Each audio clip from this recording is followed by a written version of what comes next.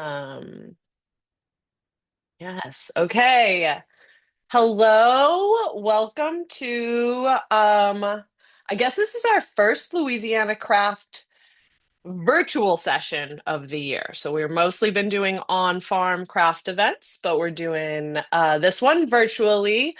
I think most of you are familiar with craft, but just in case you need a refresher, we are a farmer to farmer peer education network. And we're looking to just bring together established and aspiring, mostly Louisiana farmers, though today we're extending to some to our entire Gulf South region, so bringing in some agricultural producers from Florida. Yeah, and we just come together to share what we're doing, especially with regards to sustainable agriculture and all the things that that entails. Um, and yeah, so we're really excited you could be here today. I will say too, our Louisiana Craft Network is coordinated by a farmer steering committee, which there are a number of you on this call. So thanks for all the work that you do. And right now, our craft network is it is funded by TOP, the Transition to Organic Partnership Program. If any of you are interested in organic, becoming certified organic, please reach out to me directly. We can get you some support around that. Just want you to know that it's an option. Yeah, so today we are going to be talking to Katie and Aaron from Full Earth Farm, which is in Tallahassee. They did a presentation similar to what they're doing today at South last year.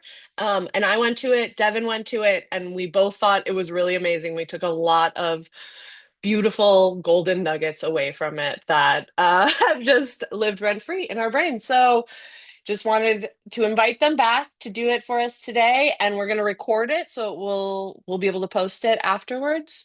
And I will also say they have been part of their craft network in Florida too. So look at all of us working together. I love this so much. Okay, few logistics. Please stay on mute for the presentation because we are recording. And if you have a question, put it in the chat and I will be monitoring the chat. If we need some clarification around your question, we might ask you to come off mute, but generally we'll just keep the questions in the chat for now. So this time I am going to pass it over to Katie and Aaron. Hi. Something Maggie failed to mention is that this summer we were on a boat, a ferry in Maine that held not very many people. And Mm-mm. she comes walking up to us and she was like, "Hi, did you present at South?" And we were like, "What? Yes." And then that's sort of how us doing this right now ha like began. Mhm. It is true. Small And I world. was with Devin then too. That was great. Also, That was really yeah. great and just like real funny. Mhm. Um, so I'm Katie. I'm Aaron Suko. And we run Full Earth Farm in outside of Tallahassee, Florida. So not exactly the same as some parts of Louisiana, but pretty darn similar. So I think this is great. I think we'll have a lot in common with our growing seasons, our challenges, and just I think it's just really similar. So I think we should just dive in. I'm going to go ahead and share our screen, and then we can do an introduction kind of better that way. What do you think? All right, let me see if I can do it. How's it look? Okay, good. Looks All right. great. So we started the farm in 2009, and we're located just west of Tallahassee, about 25 miles in a town called Quincy. We sell most of our produce in Tallahassee, which is the capital of Florida and also has two universities. Um, so that's where most of the people are that are around to buy our produce. The farm's close to about 5.5 acres of active cash crop growing. And then we're certified naturally grown, which is, for those of you who don't know, it's similar standards to USDA organic, but it's a grassroots, more affordable option. And for us and our sales venues, it's been adequate. Okay. We're just geography wise, we're in the coastal plain region, but we do have a heavy Orangeburg clay soil here. So our soil's kind of, we're in a weird little pocket of that heavy clay orange soil. Most any direction away from us, it gets pretty sandy pretty quickly. Um, but in general, in the southern coastal plain, marginal soils at best, we get a lot of rain, about 5 feet on average a year, so 60 inches. Um, our market and CSA season runs October to June, so pretty much the same as the school year. And we have crops in the ground year round, but as far as market and CSA go, we target the fall, winter, and spring and take a break midsummer. Most of the farm is in cover crop or tarp, which we'll go over a little bit throughout the presentation. But as far as our business and crop plan goes and just sort of our life, it's sort of everything is built around a break midsummer, which is how we were able to bump into Maggie on a boat in Maine. Yeah, we're all escaping the heat. I'm going to back up for 1 second and just say that what we're here to talk about today is creating on-farm systems that help things move more smoothly, more efficiently, and make for a happier workplace. So we didn't really mention that, but that's what we're here to talk about. So we're just going to continue with our little getting to know you bit before we dive into that, but that's our main topic. Our sales outlets are we have a CSA, an online farmers market. We attend one Saturday physical farmers market. We sell to a local grocery store. We've been selling lots of food pantries, and we're doing actually a lot less restaurant sales since COVID, but that has been an outlet in the past.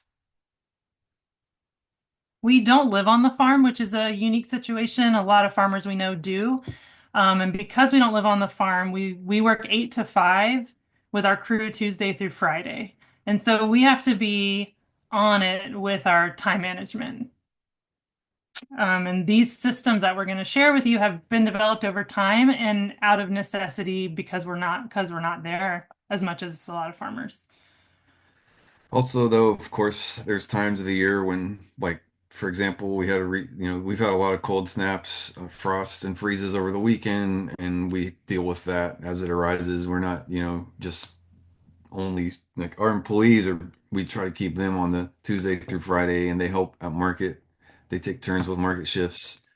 But obviously it's a mixed vegetable farm, so there's times when we're out there more than just during those days and hours. But anyway, we also have a few value-added products like this sauerkraut and kimchi, and we also make hot sauce all from ingredients we grow. And the kraut is has to be kept refrigerated, but the hot sauce is shelf stable. Another thing that we're still developing, but like what we've been able to achieve so far, is cut flowers. Um, we like how much sort of basically how much revenue we can bring in off of a relatively small space in the field. And we're kind of working each season on dialing in our cut flowers to just have a greater variety and the timing of all of that, having flowers ready to sell at market. We haven't gotten into like special events or anything. It's just flowers for table at market, but it's definitely been worthwhile, and we're going to continue with that. As far as figuring out how to streamline things on your own operation and how our approach to looking at our operation, it can be pretty daunting figuring out where to start, especially if you're new to this, um, or you've recently, changed farms, setups, facilities.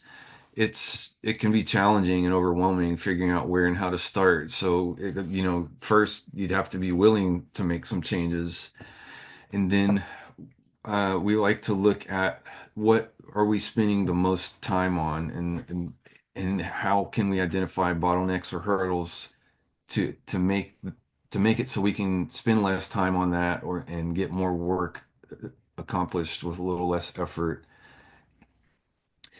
And sometimes it can be just an organizational approach, how you're doing the job with what you already have on hand. or minimal changes in terms of investments or tools. But sometimes, yeah, there is like a piece of equipment or a new tool that's going to cost a little bit more in terms of dollars up front to invest in to make that change. But we like to not, not overthink it and not rule out the simpler things. We might just need to make some simple changes first before we rush out and invest in some piece of equipment. But then sometimes there is just a piece of equipment that really is going to be what we need to do. And there's always going to be a learning curve with new changes. You get used to doing things a certain way, and when you're going to make those changes for yourself and for any crew who you've had on hand throughout that implementation process, there's going to be a learning curve. So that can be a challenge, but it's just part of adapting and trying something new and improving. And then once you get on the other end of that learning curve, you really will get the benefit from making that change. So from the beginning, you want to set yourself and your workers or volunteers up for success. Something we've started doing is hiring people with outdoor work experience, or at least like an outdoor hobby. Someone that knows how to deal with the heat, can take care of themselves, knows how to drink water, knows how to wear sunscreen. That goes a really long way. Um, so we try really hard to provide clear job description, and we have an employee handbook that our employees actually helped us write. And it's a living document that we need to revisit regularly and add to, or, keep up to date. Something that went into the handbook, which was just something I just had a blind spot about, was we had an employee who at some point after working for us for a while was like, "What is organic anyway?" And I was just like, "What? How did I miss this? How wasn't this like originally part of our conversation? I just assumed this person knew that, and that's my bad." So in our employee handbook, we have like, the history of the farm. Who are we? What do we care about? What is certified naturally grown? What is organic? If we're not certified organic, why can't you say organic when you're at the market? There's all these things like that that the average person doesn't know. But in there, we also have like, when can you expect to get paid? How does time off work? All of that stuff that is in there. And I think it's really important to just put it up front and be really blunt about it. This is what we do. This is what you can expect. And also like stick to that. Um, Tools and clothes needed to do the job. This photo of Jack, I love. It's very funny. But the arm sleeves that he's wearing, we provided for everyone for picking squash because squash scratches up your arms. We also provide rain gear. So nobody can come to work and say like, "Oh, can't work. I forgot my raincoat." It's like, "No, it lives here. You have it. You've got rain pants too and boots." Um, we also provide checklists for repetitive tasks so that people aren't asking me every single Tuesday what they should do. They should know. There's lists available, and really creating systems around repetitive tasks is the easiest thing to do because you're something you're doing all the time. Figure out a way to do it so that you're not having to be the one telling everybody. The last three items on this list are a PSA because we've had some employees who left the farm and worked on other farms and had some really bad experiences. Several of them were bathroom related, where there just wasn't a bathroom available and they were expected to like pee in the woods or something. So my PSA is please provide a bathroom, even if it's a porta potty, and potable water to drink, and give people free produce. Nothing feels crappier than working really hard to grow and pick produce that you then have to buy. So it's a really easy perk to give people, and it goes a long way, and it really goes a long way in the other direction if you don't do it. Okay, my PSA is over. Um, we really like to train our employees that have been at the farm for a while to help us train future employees. It's super helpful for me. I do most of the people managing on the farm. I run harvest and greenhouse work, and I'm just working with people all the time. So training is a lot of work. And if we can get people confident enough in these repetitive jobs that they can then show someone else, we found it to be empowering to those employees who are teaching. And it also, we've had feedback from these same employees that say like, "Oh, I understand more why we do something a certain way rather than it just being the way we do it." And clearly like a team building opportunity and getting to know new people and making them feel welcome on the farm. Um, this is a resource that is actually made for farm workers, and it's got a lot of things in there about how, you walk up to a farm, you've never worked on a farm before, you walk in the door, you walk into the field, you're looking around. What are things that are red flags and what are things that are like really good? You don't really know if you don't have experience. So this is something to help workers. And I put it in here because as a farm manager, you have a different perspective and you might have blind spots to some of these things. So I recommend people download this book and read it and see if there's any red flags on your farm that you could make green flags. I found it really helpful. In our case, and probably, most mixed vegetable farms, which is what we do, it's where we spend most of our time really should be in picking and preparing produce for getting it off the farm and bringing in money. So we that's where we really started on this journey of streamlining our operation in order to just be able to make this long term a more viable thing for ourselves in terms of income, but also just the physical effort and the managerial effort involved in keeping it all going. Making improvements in pick, wash, pack can really go a long way for streamlining and saving labor on the farm.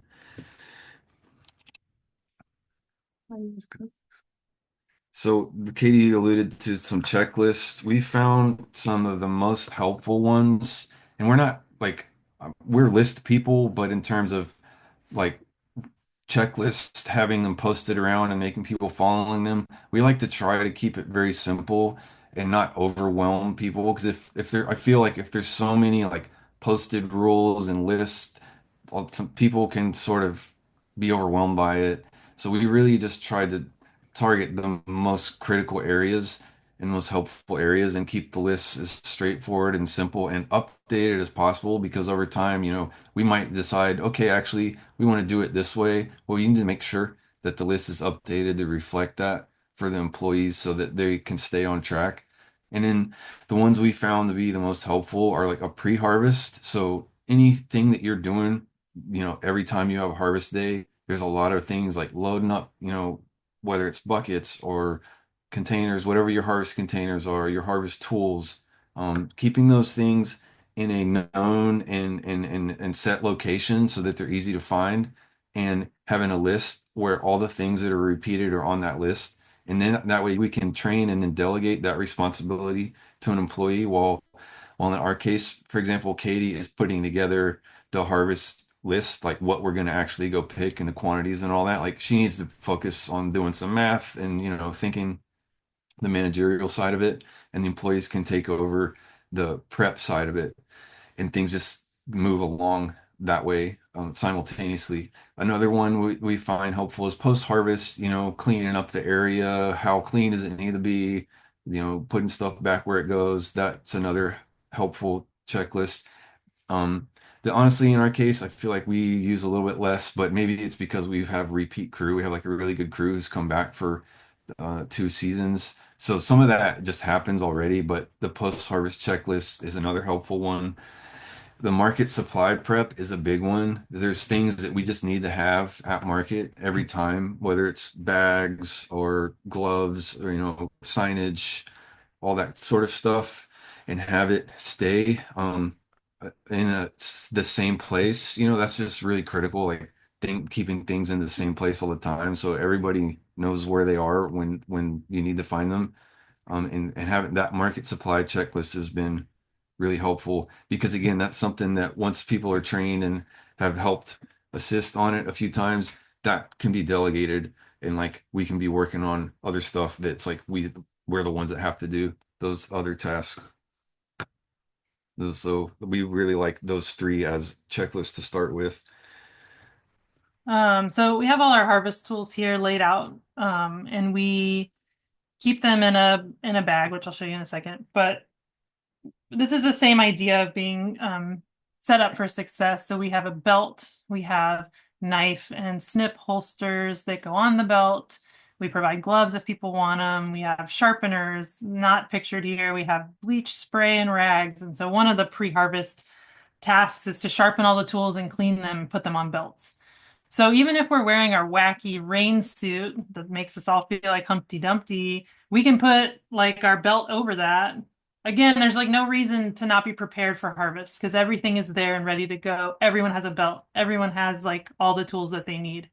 And it stays at the farm. It has a place that it lives inside the barn so that it's always there. That's where our crew knows to go to prep everything before it goes out. And usually we're harvesting into a van.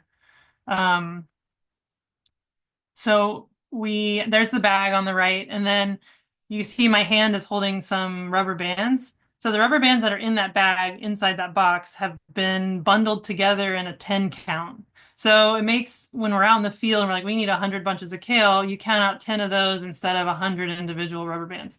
It's so simple, but it makes such a huge difference. One of our employees, this is something she'd done on another farm. She brought it to our farm, and it's been like this game-changing, super simple, not a big like capital investment, made everything more efficient. And this is great too, because say we're in between tasks and there's like 5 minutes of no one's doing anything. Everyone can bunch rubber bands. So we can do that in downtime and stay ahead for the next harvest. And that's easy. Um, And then, but we also, just to throw in there, like we do take breaks with oh, we take lots of we're breaks. We not love a like break. we're not like, okay, we finished doing that. All right, you go bunch rubber No, bands. it's Like more we you're do waiting for the coffee yeah. to brew and Yeah. you do rubber bands. Yeah. That's kind of the vibe we strive for. So, um when terms of harvest, I like to think of the scale of basically consolidating what you're picking. And this can go from, if you have a smaller garden in a more urban setting where it's like really tight, or like in our case, we got a little bit of wiggle room outside of the city, and we've got, 5.5 acres. We have access lanes between our blocks. We kind of have our field split up into these blocks that we can get in close, even if it's been wet and our really muddy, heavy soil. We have strips of sod that don't get plowed so that we can get in there and actually access the crop. That's been very helpful. But then getting stuff out of the field into the wash pack shed, I like to think of moving from when we harvest, we're picking individual leaves to make a bunch, or we're chopping a head of cabbage or broccoli, whatever, throwing that into a harvest container. We call in the picture there in the top left, the big green baskets, we call those harvest lugs in the biz, and those have like slots in the side. They're vented for airflow. So we're picking into those lugs. The big leafy green stuff goes in the big ones. And then you see the smaller red containers. Those lugs are for holding heavier crops. So we sort of let the container dictate the quantity. Like if you tried to harvest carrots into those green ones, it's going to weigh like 80 pounds if you fill it up. So we invested in the two different sizes to sort of set the standard for like safe lifting, on the farm. Um, it's Well, like a lot of the things that we have done in our systems to make things simpler is to really take thinking and decision making out of it. And this is a prime example of that. Like you use the half size lug for the heavy crops, and that protects your back. And that's just how we do it. And we don't think about it. but then there's certain crops that are big and bulky, that don't need to get moved around a bunch once they are taken in. And so we have some larger pallet boxes for harvesting like winter squash into. Um, we also will use like wax cardboard boxes depending on the crop and the buyer. There's a we like to use reusable containers, but you also need to think about, if you're sending things to a buyer, like a restaurant or a store, for example, making sure they keep track of your reusable containers because they cost money. So you have to deal with that. And for those cases, we decided we like to use the wax cardboard boxes. And we do ask like our health food co-op, we're like, hey, if you can break those down and save them, we'll reuse them as long as they're in decent shape. and then we, compost them or put them on a burn pile. But it's like yeah, we like reusable stuff, but you also have to weigh the labor costs involved with keeping track of it, cleaning it for reuse, all of that. But basically in that picture, I'm trying to show like consolidating things as you go, you go from one leaf, one bunch, one head to a container full, then you've got a trailer full or a pallet full, and trying to move that stuff around, a lot as much as you can using whatever equipment you have available. Could be a harvest cart or a tractor, just rather than like one thing at a time. That's the point I'm trying to get across. And make wheels of all types your best friend. Like I'm a really big into riding my bicycle. I'm also like I like roller skating and dancing on wheels. I'm perfecting some moves. That's my New Year's resolution this year is improving my rhythm skating prowess. I love wheels. I love wheels. So especially wheels that help me carry heavy things at the farm. So in this picture, we're picking sweet potatoes. We tell people like once you fill that empty lug up, leave it there. We're gonna come back around with the tractor and we're gonna load them all up and take it in. Rather than like walking with a heavy lug to the end, you want to just think about bringing your wheels to the load and letting that wheel towed it for you. Whether it's like I said, a tractor or a wheelbarrow. If you're on a small scale, a garden harvest cart, there's some kind of wheel you can use. Aaron's been known to just yell wheels at people from across the field, and I'm here for it, to be honest.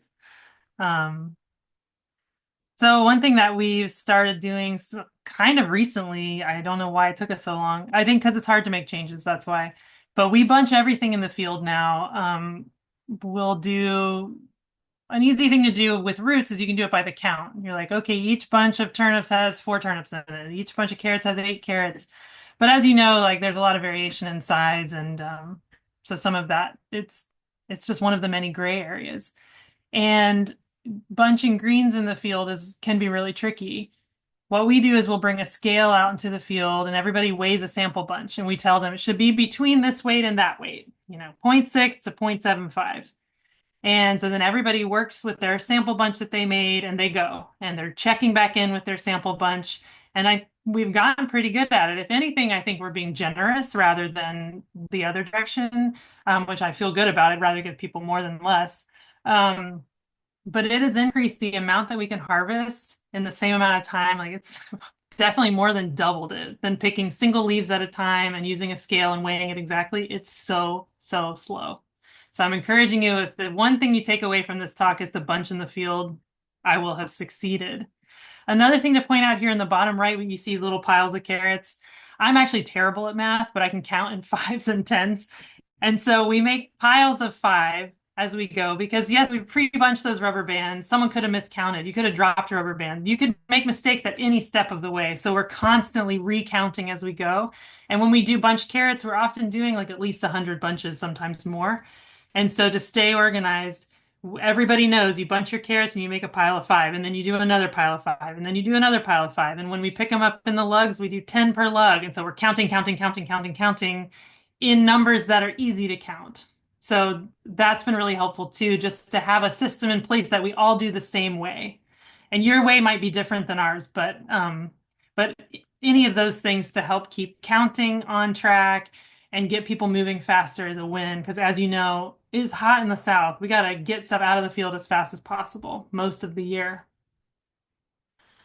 We make, There was a question yes, asked and it's about wheels. So going back a little bit, but Tara yes. asked or said, we use a lot of carts, but have been filling with air and patching often. Is there Mhm. a better wheel? Is this an indoor wheel or an outdoor wheel? Tara, what do you got? Outdoor. Yeah, most of the you might have to do a little digging, but there are like pa sorry, there are like foam core tires available in most sizes. Like there should be some sort of tire available for your cart that's not going to need air. Um, you would maybe search for like flat free tire or non-air tire.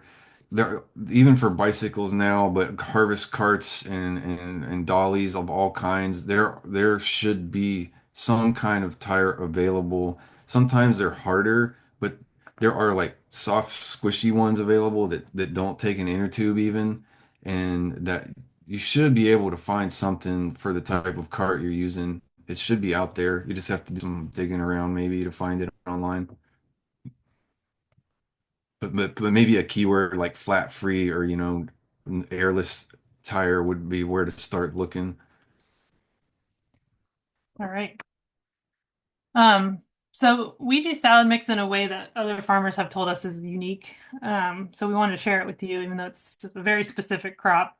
One thing that's you will read about salad mix being like such a profitable crop, but I'm here to tell you it can quickly become a money suck. And it's just like Aaron was saying earlier, trying, you're touching one leaf, one bunch, thinking about the bulk of it. How do you get the bulk out of the field and harvest it as fast as possible? So it's the same idea with salad mix. We want to touch the leaves individually as little as possible. So we use they're cabbage bags, I think. We got them from Berry Hill Irrigation. They're really cheap and they just are a mesh bag with pretty big mesh holes. We put that in a bucket. We harvest salad mix, loose leaf in there. This would also work for any loose leaf thing that you might be picking. But we harvest it into the bags. They stay in the bags through the wash. And then we recently got a different spinner, but for the sake of this slideshow and the pictures that we have, we leave it in the bag and put it in a washing machine on the spin cycle. And we don't take it out of the bags until it's gone through this whole process and we're ready to pack it. So we're only touching the individual leaves at harvest and packing. We're not touching it, we're touching the whole bag during the wash section and spin cycle. And so that's how we've found it to be really profitable. But before this, we were like, I don't know if this is worth it. And I think we just were touching it too much. Um, and this is our wash station. Yeah, when we first started, we were just using like a triple, like a three base sink, triple basin sink. And it was pretty quickly became too small for what we needed to do. We got these stock tanks from, it's like a local ag supply. They're made of food grade plastic. I'm pretty sure these are 110 gallon. They come in different sizes depending on what you need. Um, but we like these stock tanks for our wash area, and we put together a bubbler, which you see there. The pipe grid is for letting air come in and aerate the wash water from a jacuzzi pump. I think there you can find this kit that has all of this available through a few suppliers online, like maybe Farmer Friend or Bootstrap Farmer, somebody like that. I think has these kits now for sale. But you can also look on YouTube for this sort of thing, like a salad greens bubbler. I think UVM. Yeah. Actually, yeah, University of Vermont has some really helpful information and like hints and tips on how to even just make your own, which is so basically what we did. And it's really handy. It's a light, gentle sort of bubbling action for the salad, so it's not really damaging the light stuff like salad mix. And for a little bit heavier, bulkier things like head lettuce and bunch greens, we can put them in there and it helps just shake the dirt out rather than like us having to grab each thing and shake it around by hand. The bubbles basically do that action for us. And in this picture also, I wanted to point out we have these folding tables. The sinks are against the wall. I really like having like a not permanent built-in fixtures, like because throughout the season we grow so many different things that the handling requirements can change depending on like winter crops versus summer crops. So we try to have things sort of fluid in there. Like we stick to what works, the setup that works for most of the season, but then there's times when we need to break it down and change it around. And it also helps for cleanup. It makes cleaning really much like the shelf rack is on wheels. The tables are collapsible. And if you're not on a paved surface, I guess the takeaway would be like just think about, you know, if you're not on pavement, you probably also don't have like permanent built-in stuff either. But again, there to plug wheels, like we have wheels under those tables Even if you're not on pavement, there's some way that you can use wheels to help you move things around in your wash pack area because that's really important too. And there, steps really count. Like every footstep you make, can eat up time. And every time you're bending over, picking something up, moving it to a different location, if you can stack things up and wheel them away to the next spot, that's going to just be better in terms of time management, but also, your own back, your physical labor. Yeah, we should mention that one of the things that we talk to our crew about is how to safely lift and how we know they're strong, we know they can lift it, but asking for help is really cool because the injury you're probably going to sustain on this job is like a repeat use injury, repetitive use. So ask for help. It's cool. We have also for if you do a lot of loose roots, like especially carrots, but it works for lots of crops. In our case, it's carrots specifically are the one that we handle the most of loose, like not in a bunch. And this root tumbler really, really was worth the investment in getting the roots really clean and ready for the refrigerator. Um, there are several different like designs and people that make these.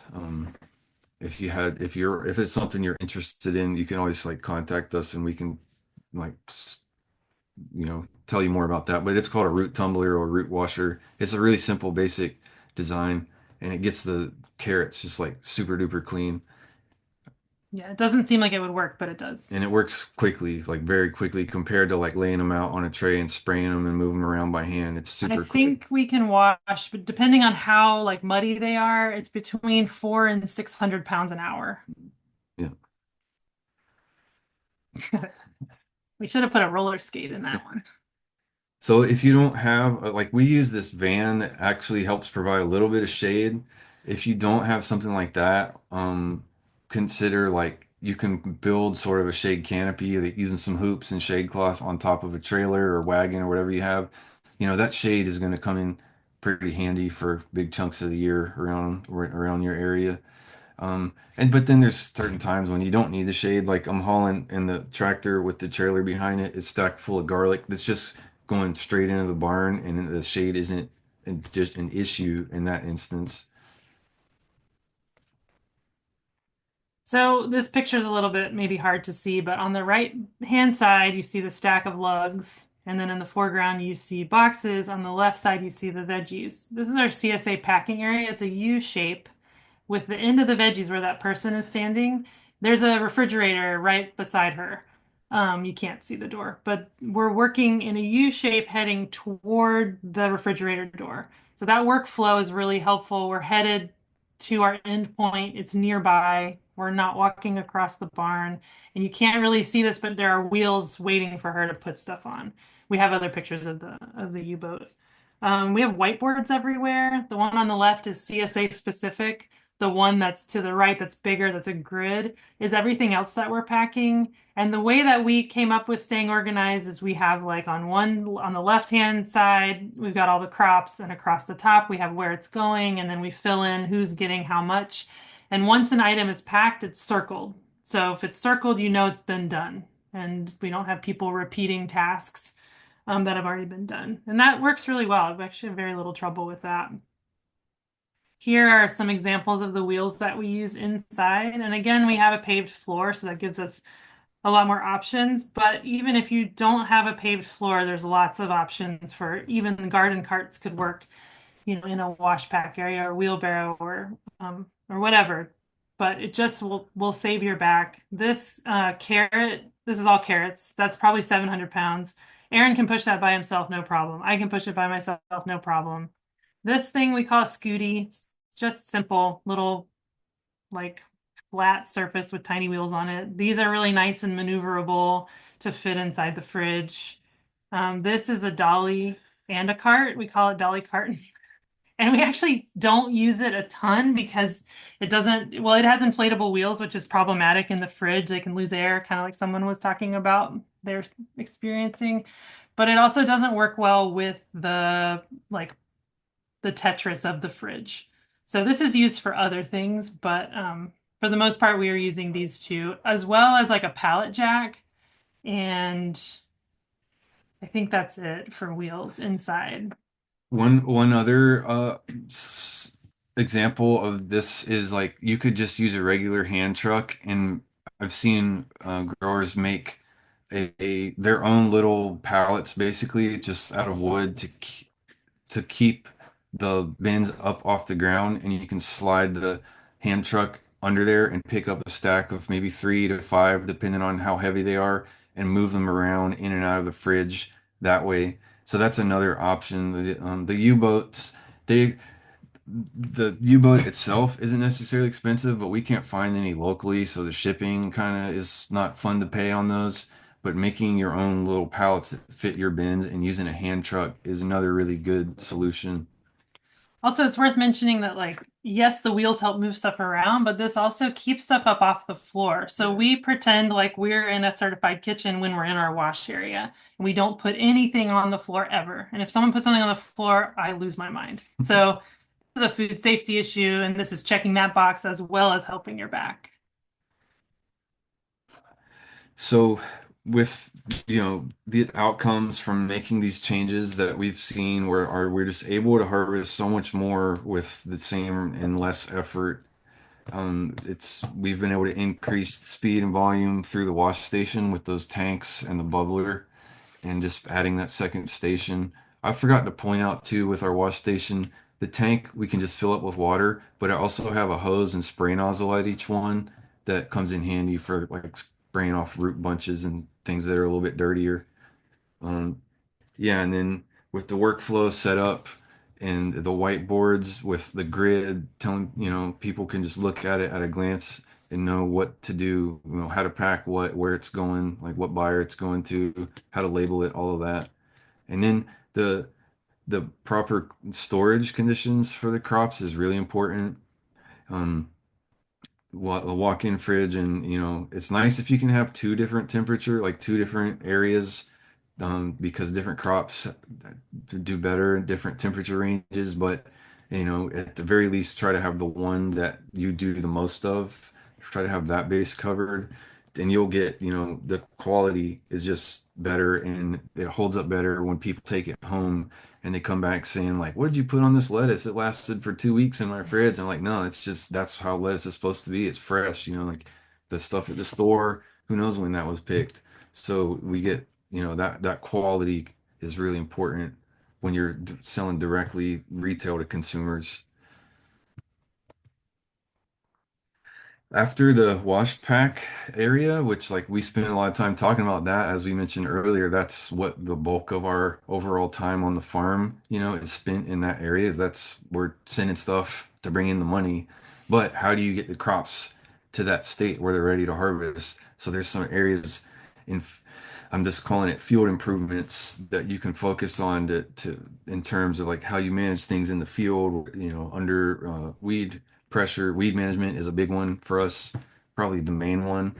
But so that's what I'm talking about in Well, terms of it's worth field mentioning improvements. we're going in the order of the importance that how we prioritize on our farm. So we prioritized wash, pack, and harvest first because that's where we spend most of our time. And once we felt like that was pretty good, we were like, who's next? And the field made the most sense for it to be our next focus point. And this is just an example of, I just want to kind of mention this quickly. There's other way approaches, but just to sort of give you an example of my thinking here of having 3, 2, or 1 rows per bed. So I'm trying basically not to get held back by like, especially if you've come into this from a gardening background and you're really focused on high density plantings and getting, a really good yield per square foot.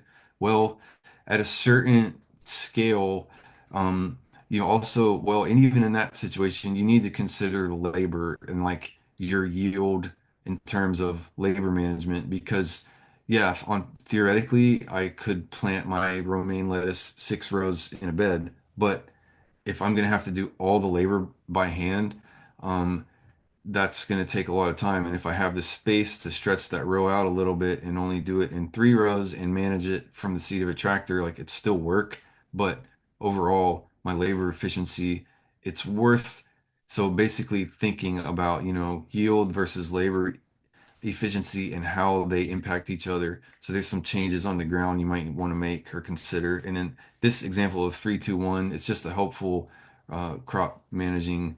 Everything is planted in 1, 2, or 3 rows. I have one set of toolbars for each implement. I don't have to have a whole separate setup for dealing with 4 or 5 row crops because that's things get complicated there.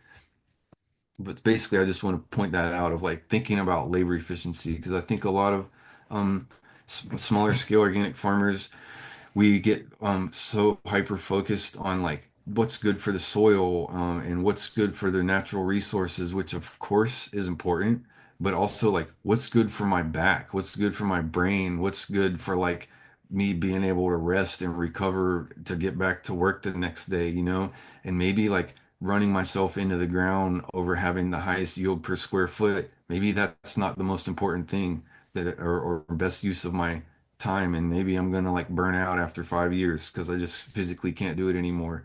So that's just that keeping that importance of labor as a resource can help inform some of your decisions.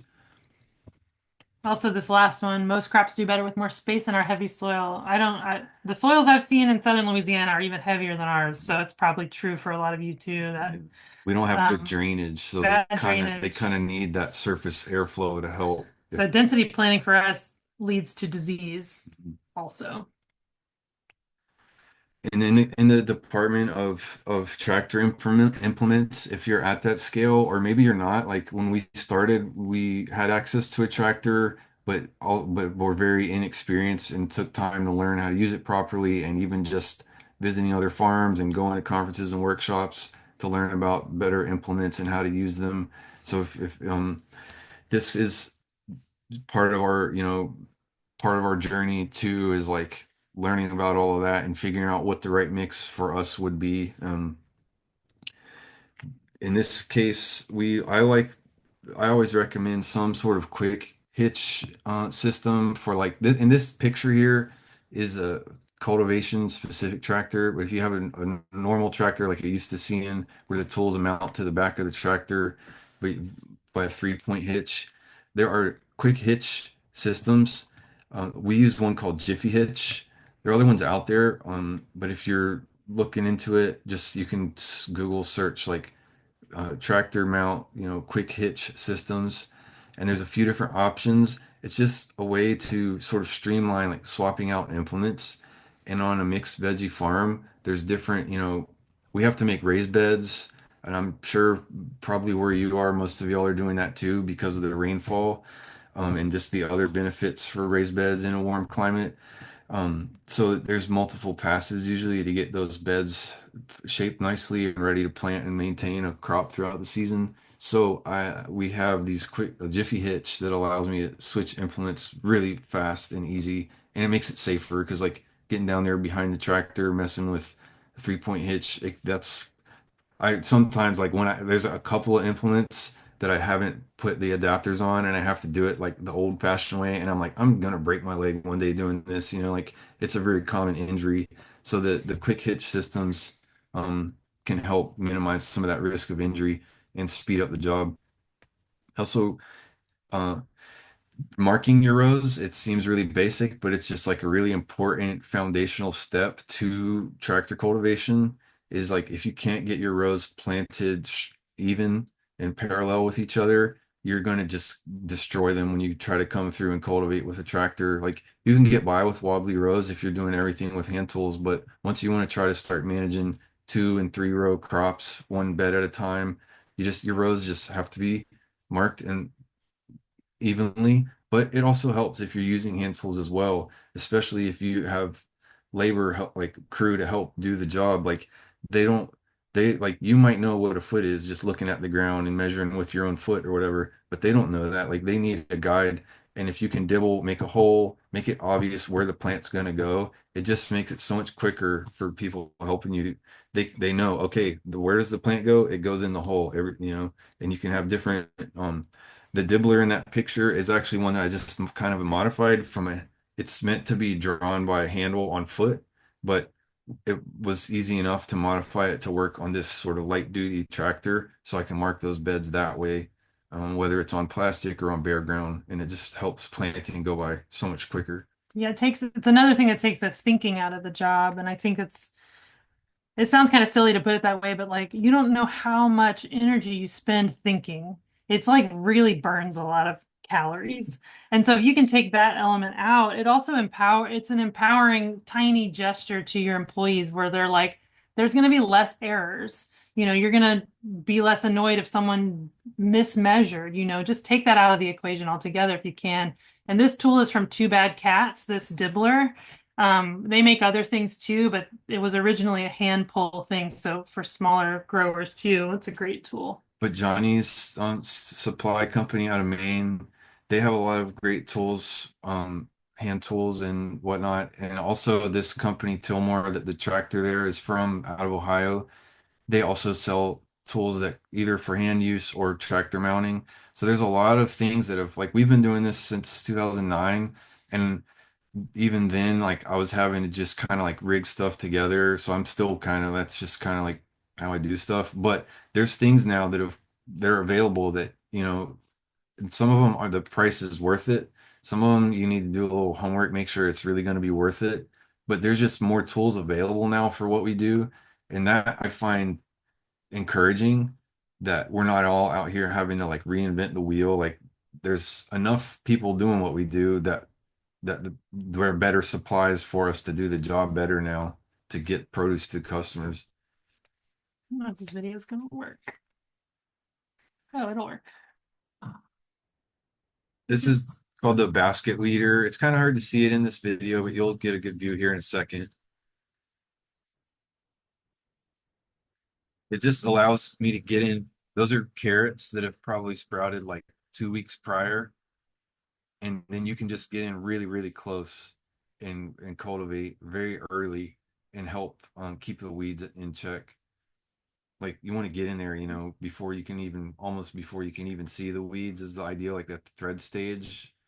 And there's some other weed management things we'll talk about too in a few slides. Well, and this is possible because he's able to look down instead of, it's not, the tool's not behind him, it's right in front of him. So he's looking straight down and he's making sure he's not killing the plants. But this has been a game-changing tool just to grow carrots way better and lots of other things for weed management. I'm just letting you watch it again because it's kind of amazing.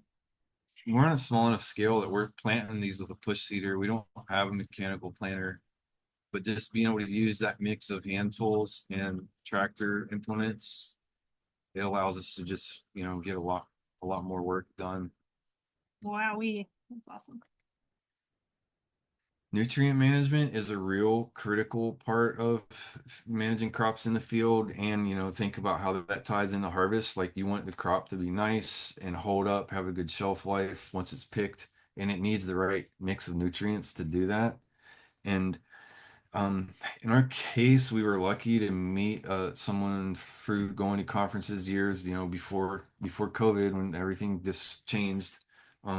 The person we work with now, she's unfortunately not taking new clients, but there's people out there who can help you learn to use fertilizer the right way, and not just fertilizer, but like other amendments, like lime, which is probably have your soils most likely trend acidic like ours because of the rainfall and temperatures where we are. So you're going to get better yields.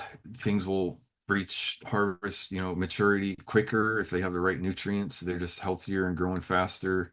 Like I said, the produce can hold up better, even and taste better. Like our tomatoes taste better once we started giving them the right amount of potassium. Um, and the pH is important. Cover cropping and compost, of course, are important, but on their own, they're just not enough for like intensive market gardening, where you're doing like in our case, we can, do like double, triple crops in a season. We have such a long season and we're just constantly planting and harvesting. So we need to replenish more than just what the compost and the cover crop alone can do. And also, if you think about it from a labor efficiency standpoint, like how are you applying all that bulky compost to your field? Like, are you running yourself into the ground, applying like, 100 yards of compost via wheelbarrow and shovel when like you could just be doing the minimum of compost, but then putting out a little organic fertilizer that's just going to really have a much higher impact in terms of crop quality and just labor efficiency on the farm. Also, compost is just never going to have minerals like rock. There's where we are, we don't have rocks, which is great, but it means we're missing some important micronutrients that we need to bring in.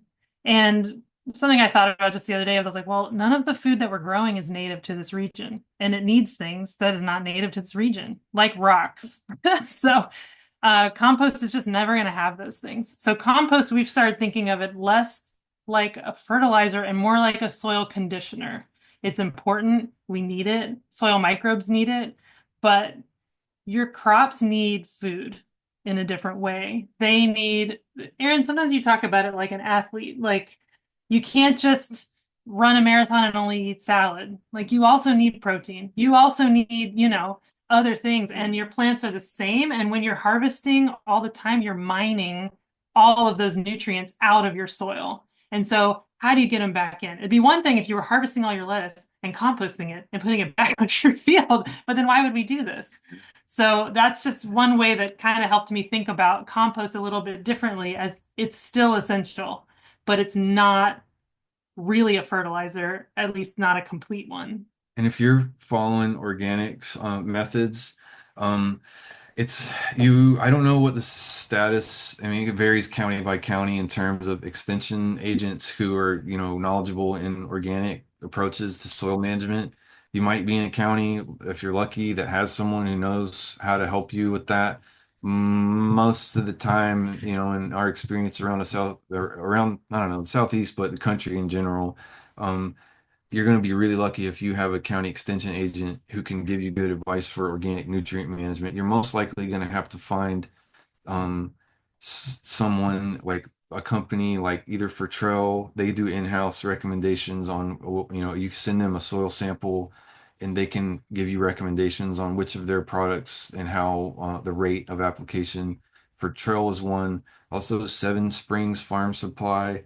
They're based in Virginia, I believe, or maybe it's Maryland. I forget, but we get some things from them, and I'm pretty sure they also have soil analysis help and recommendations.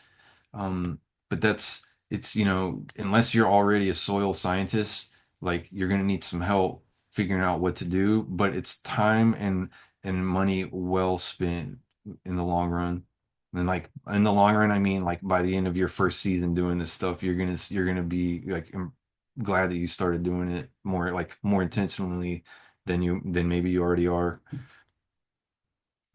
Basically, we realized we were just like under Under fertilizing. fertilizing everything. All the like after our first year or two, like those nutrients they're kind of just there. They're just gone. Like potassium, especially. Like you might get away with a good year or two, but then you'll just notice things are diminishing, and they just have to be replenished. But you don't want to just go out there and randomly start throwing stuff around because you can overdo it and create other problems. So that's why it's important to find someone who really knows what they're doing and can help guide you, in along the way.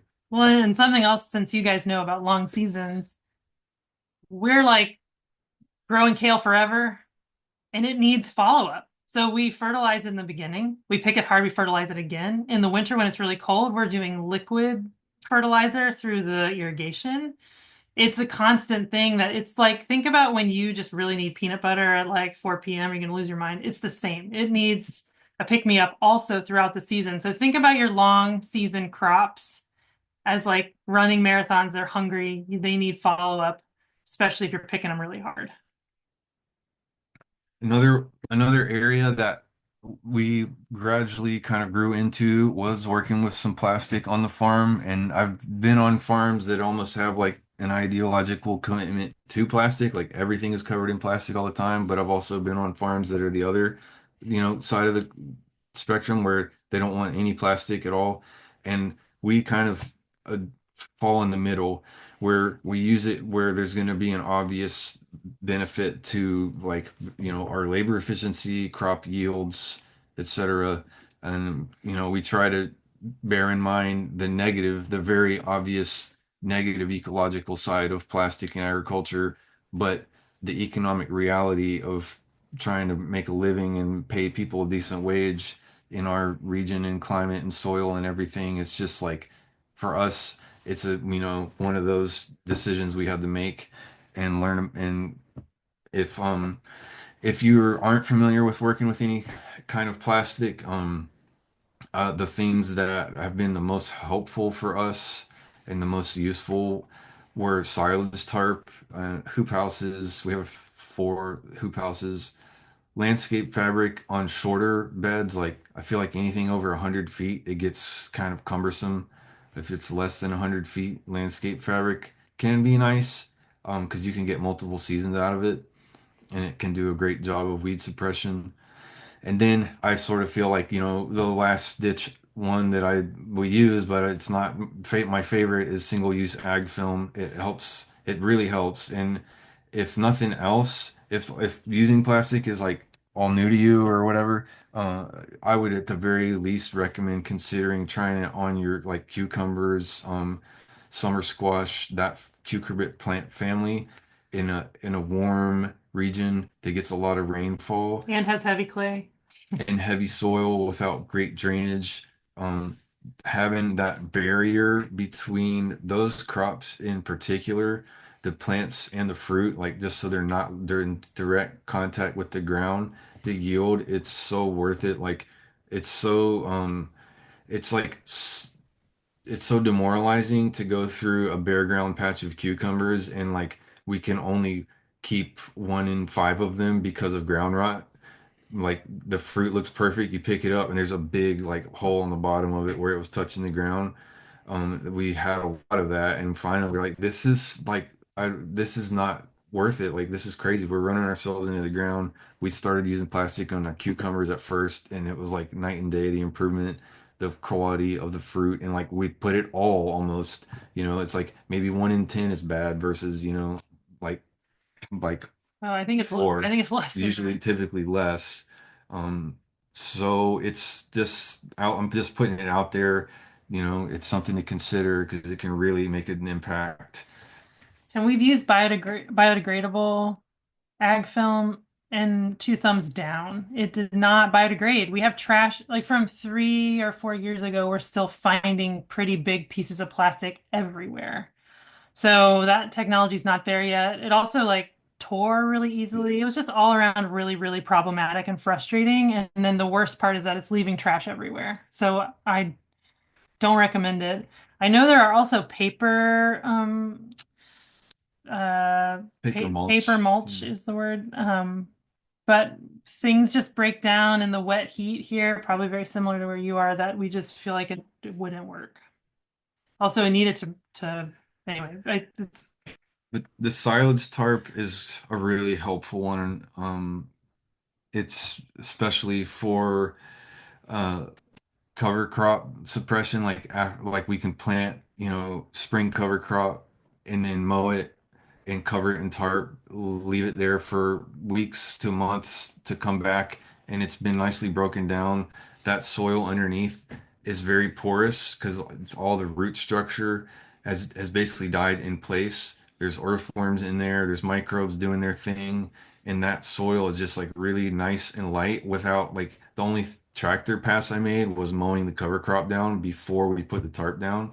So it saves a lot on tillage and tractor labor, and it can just be a great way to hold some ground without letting the weeds take over. And you can keep it, weed free right up until planting time.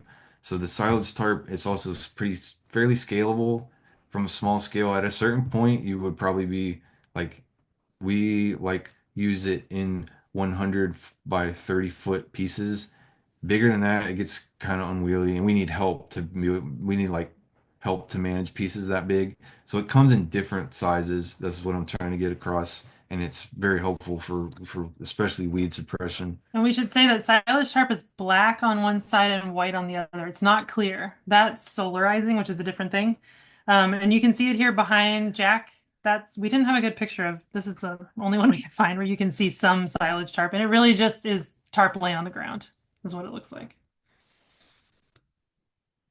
So the outcomes of these changes and just the systems that we've got in place now that Aaron was just listing is the crew can focus on growing and harvesting, less on weeding. We like don't do a lot of weeding. Our crew's bad at weeding. They're not good at using hose because we never do it, which is fine with me. I'd rather not. It means we get to focus on the things that actually bring in money and it's a fun job. You know, one of the things when we think about our field work and how to make it better for our crew is like, how do you get rid of the jobs everyone hates?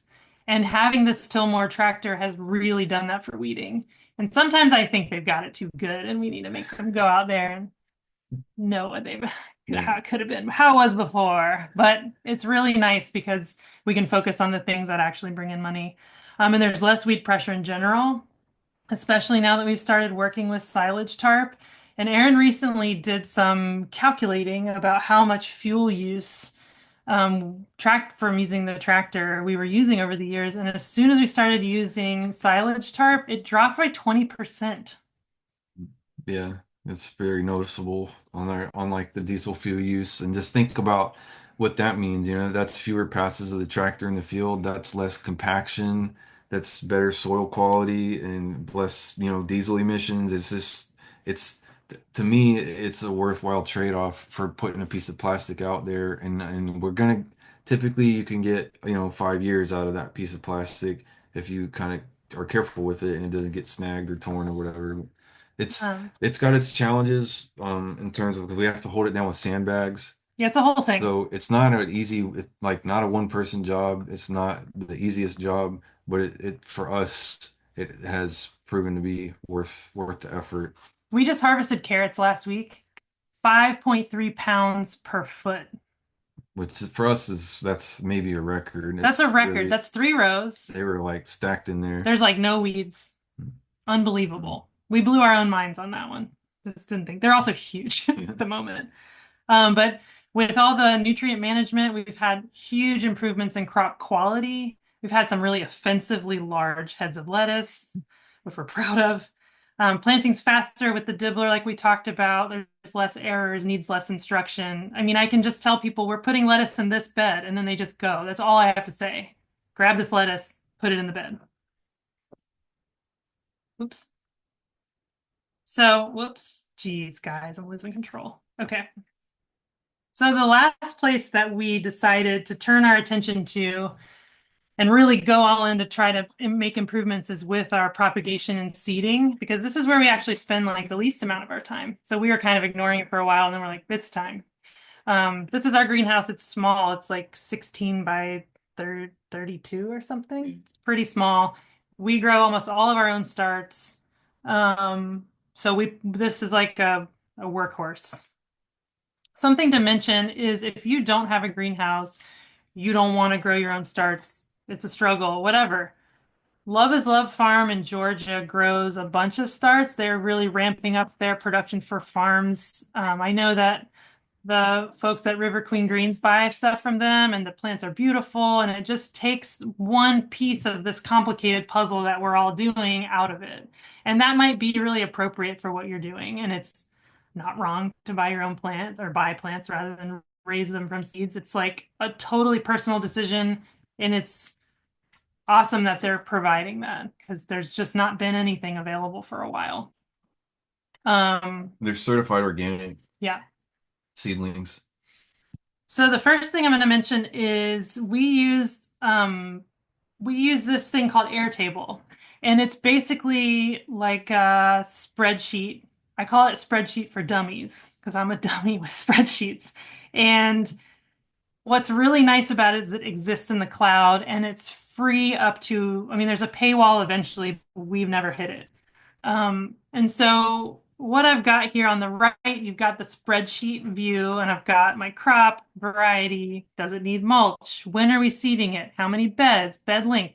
And then I've built some formulas in here, which this is cut a little short, but eventually it tells me how many seeds I need to start in what size tray and when.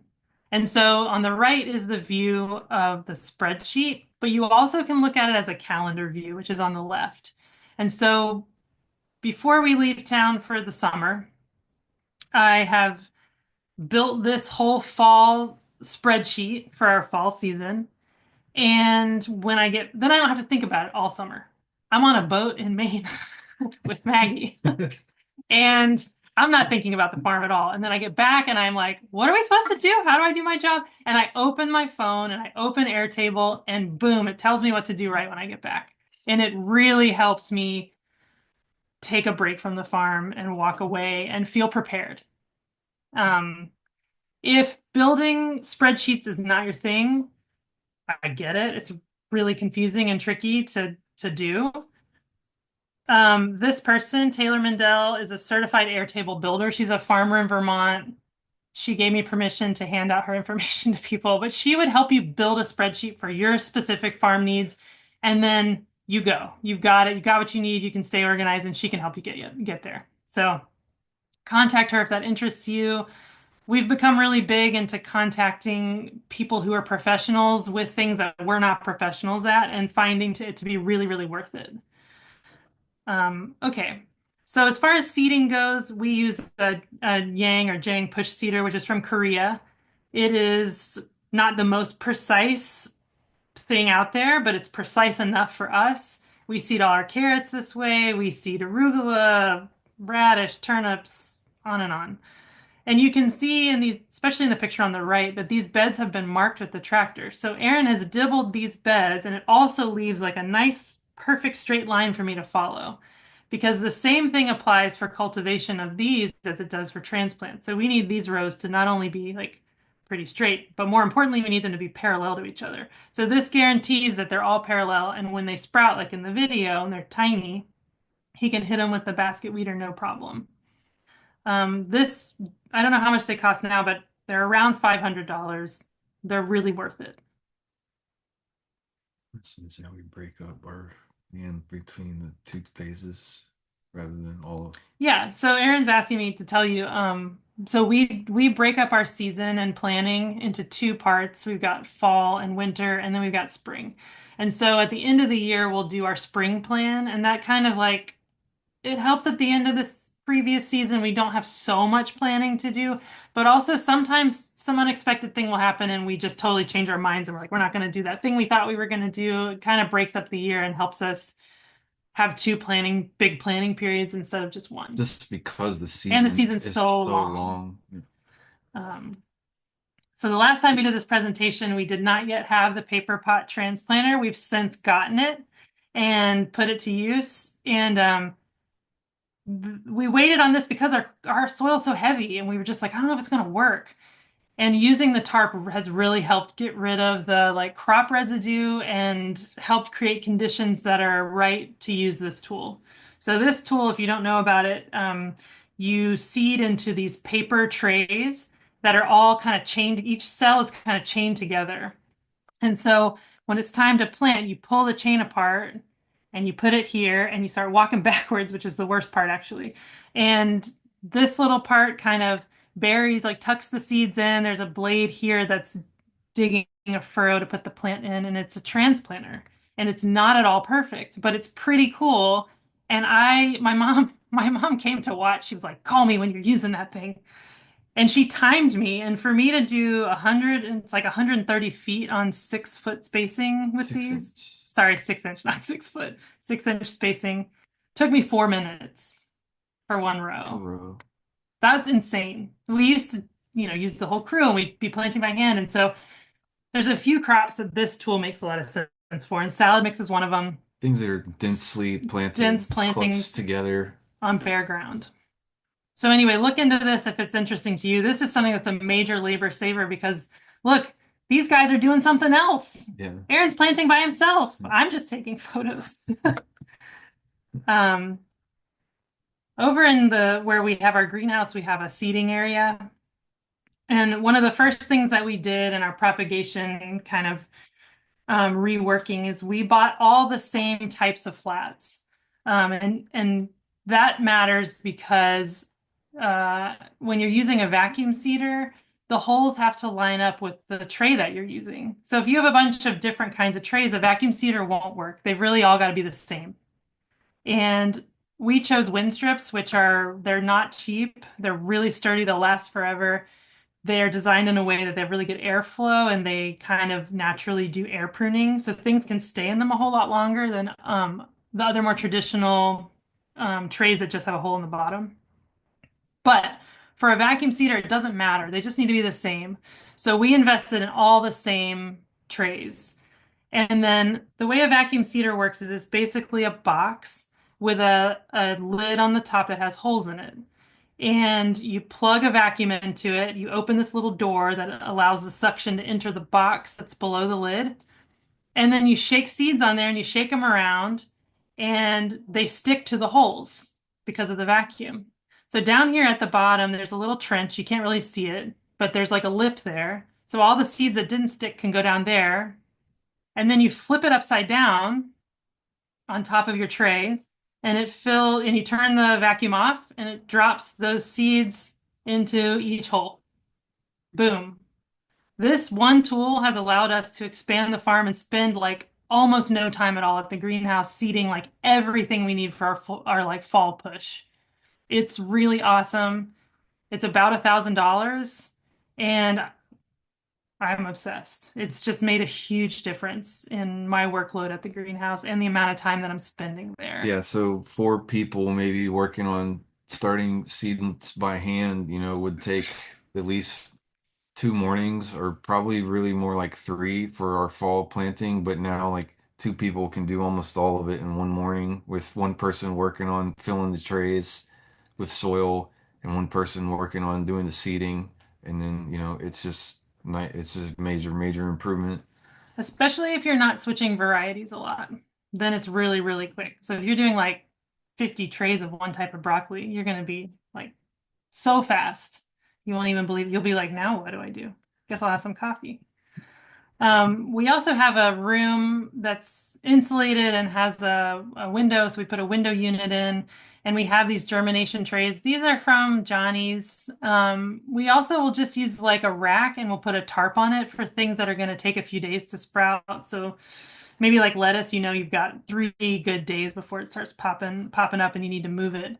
Um, so this has been really helpful just for us to have more control because as you know, it's hot and starting stuff like lettuce in the greenhouse is impossible unless it's like last year when we got 6 inches of snow. That was crazy. But yeah, this is where we spend a lot of time. We send our plants in here. This has been really helpful for getting flowers to germinate. Some of them need light and you just have control. So building something like this where you can control the temperature is really helpful.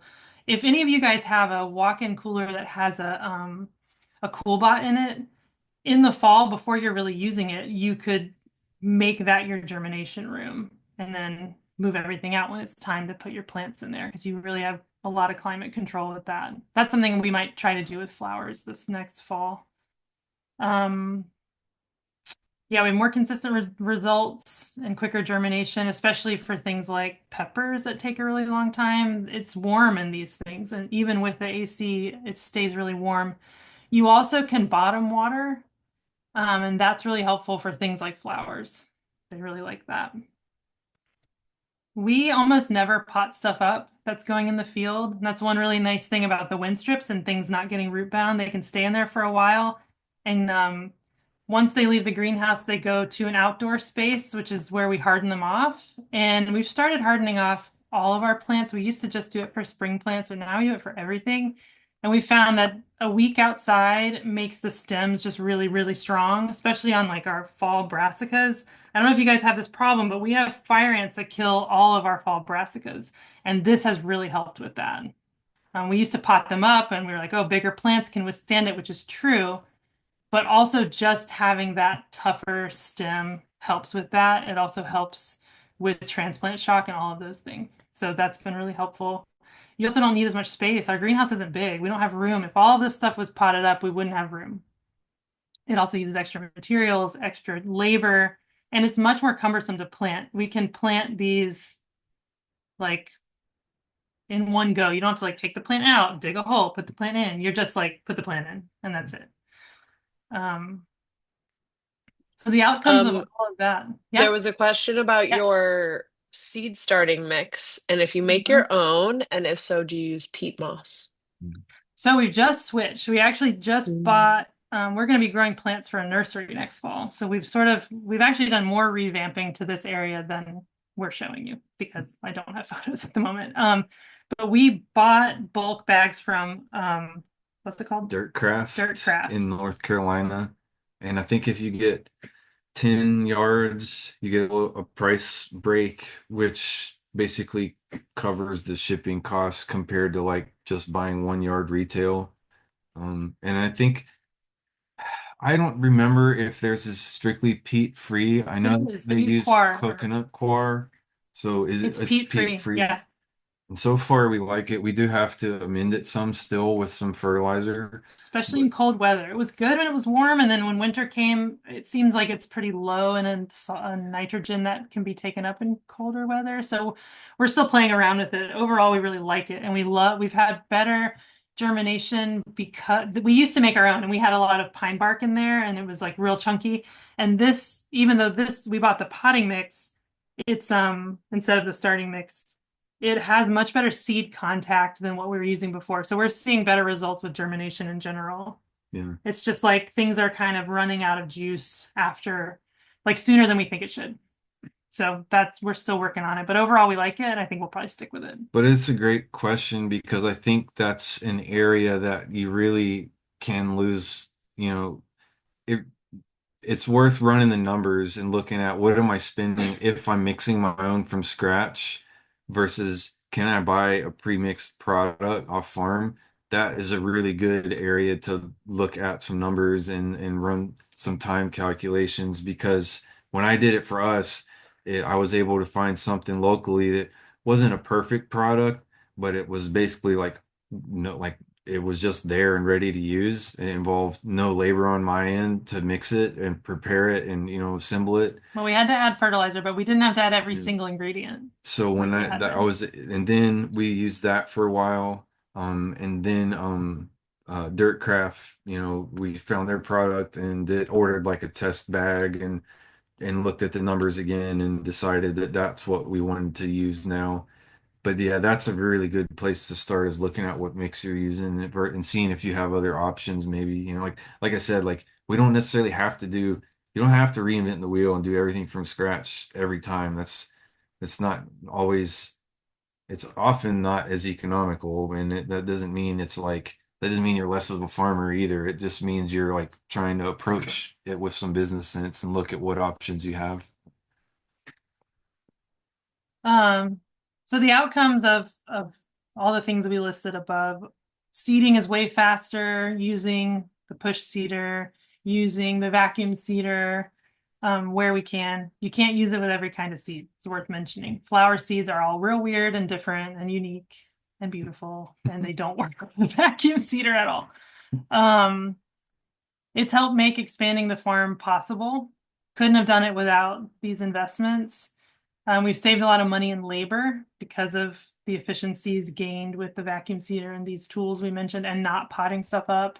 And we're growing much higher quality seedlings for less money. And also time saved on thinning. We don't thin carrots with the Yang cedar. That's another thing that worth pointing out. And like to me, that alone made that cedar worth the cost is just getting the seed right in the first place so you don't have to thin it at all. Which took time to figure out. You got to test it, and seed sizes vary even within like carrots alone. And then there's always the future and more potential improvements to make. And it what can we go to the next slide? Yeah.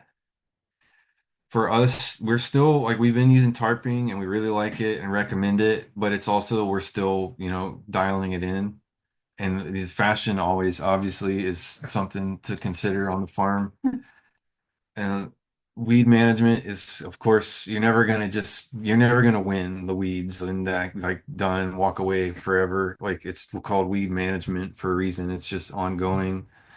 Another one goal that we had when we first did this presentation a year ago was, considering and implementing the paper pot planter if that made sense. And like we've done that. So like having, you know, goals that, are attainable and, and feasible is, that's nice too, because you can do something and check it off and you see the improvements. Well, it's also like we had these big goals. We made big changes on the farm, and now we're just tweaking, which is really nice. We're making little changes here and there, but we're still looking to how can we improve this for ourselves and for our crew, especially as we're getting older, all of that. That's it. That's all. Yo, that was so great. Thank you. Asking Yeah. for help is cool. It is. It is. Amazing. Are there any, we didn't have that many questions, probably because y'all are so good at covering your bases, but any last questions for Katie and Aaron before we wrap this up? I bet, Tara, I bet you were taking a lot. Yeah, come on. Come off mic. Or Hey on mic. y'all. Hey, Hi. hey, Take myself off of mute. I saw y'all at South and I took notes there, but I felt like I took more notes this time. Um, I wanted to ask about your staff and how you go about scheduling them. Um, at the where I'm at now, we're kind of like scheduling people per the hour of like let's say it should take two people 1.5 hours to complete this task before you move on to the new one. I feel like whenever I'm scheduling workers for the month, that in itself is taking up a lot of my time instead of just kind of like having a whiteboard where there's like weekly and monthly goals to be met and everybody can be a part of it. I was just curious how y'all went about your staffing. that in our case, we have a pretty small crew for what I feel like what we're able to do. And so it's Katie and I, two full-time people and then we have three people who are near full-time. Well, it's two. Okay, sorry, let me start over. Katie and I are full-time. We have two more people who are basically full-time and one part-time helper. So it sounds like we have sort of less people to manage in that regard in terms of scheduling. So, and part of how we arranged our business plan was like around that idea of wanting to have consistent work for people throughout as much of the year as possible to try to keep them coming back and keep them consistently employed throughout the year. So we basically that's why we focus on the like 8 to 5 work day for the crew. So they have a full day. And we basically break up harvest in the morning and in the afternoon is wash pack, but also things like there's just always stuff to do out in the field. Like they help with transplanting. They help with larger harvests like the garlic harvest.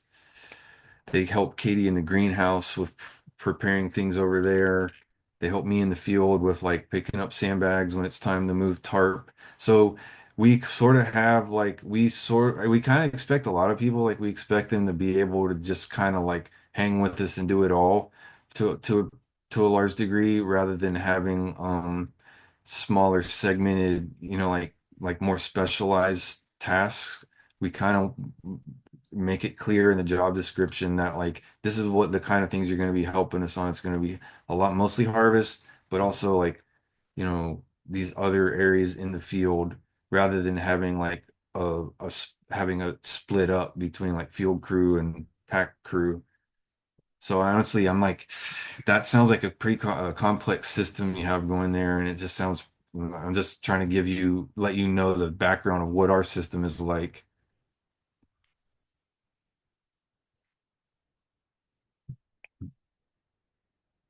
Did you have any ideas on like scheduling, helping schedule timing with employees? Do you have paid employees or are they volunteers? We have two part-time employees, and I'm the full-time admin kind of, but also out in the field. Mhm. And then the person above me is asking me to kind of plan out each day of the week and a month in advance. And it's Oh, just kind of wow. hard because Yeah. as you know, things change daily and there's certain priorities that pop up Mm. overnight. And um, Yeah. So I was just trying to see like if other people schedule like that. To me, it makes more sense at like you said, just to have, your crew knows that they're gonna work Tuesday, Wednesday, Friday, and Right. then you just have like a to-do list basically as you go and you add more items to Well, the list we and do work have together. set delivery days and market days, and that does dictate when we harvest. Mhm. So I probably could make a list of like, oh, well, Wednesday we'll be harvesting, Friday we'll be harvesting for And sure. even like And down to Tuesday we might also be and harvesting. how much time we're spending on, because that's part of the requirement in this situation is Okay. sort of Sorry, I have to go to the bathroom. like time budgeting, almost like ahead of Oh, time, like being yeah. able to say like they'll be spending this much time on this type of task. I feel like with harvest you might be able to get some more, consistent because it's so repetitive. But Mhm. then, like you said, there's just, with the weather, I don't know if there's any way you can talk to the sort of meet how trying to get them to meet you in the middle somewhere, because just pointing out like this is such a what like the weather can change, there's just so many variables, pests could come in and ruin something, and all of a sudden you're just because we're just constantly pivoting, like Right. we try to streamline the repetitive tasks as much as possible, but let's be honest, like we do as best we can, but we're not we're it's like nature is in the driving seat. Like we're just doing the best we can and hoping, prepare for the worst, hope for the best kind of situation. So I don't know if that's something that maybe the scheduling, the person that you're like reporting this to or working to schedule up for, if there's any way you can kind of get them to give you a little wiggle room. Okay, great. That really helps. I like how you said nature's driving and we're Yeah, just riding. yeah. Yes, that's true. We're just trying to hold on. All Yeah. right, I'm a road dog. Thank y'all very much. Awesome. All right. And I know we're past 5:30. I want to be very respectful of y'all's time. So, um, oh wait, did you not work today? It's Monday. Just kidding. Just kidding. We actually did. Yeah. We're working I right know. now. You're working right now, and I was mostly just talking about your employee schedule. Right. They weren't there today. They were not there. That's Oh, true. that's I'm going to say, wait, any last questions? Last call. Doesn't seem like it, but you did provide your contact information, so, Yeah, reach out if you have a question. Happy to help. yeah, awesome. Well, I am going to stop the recording right now.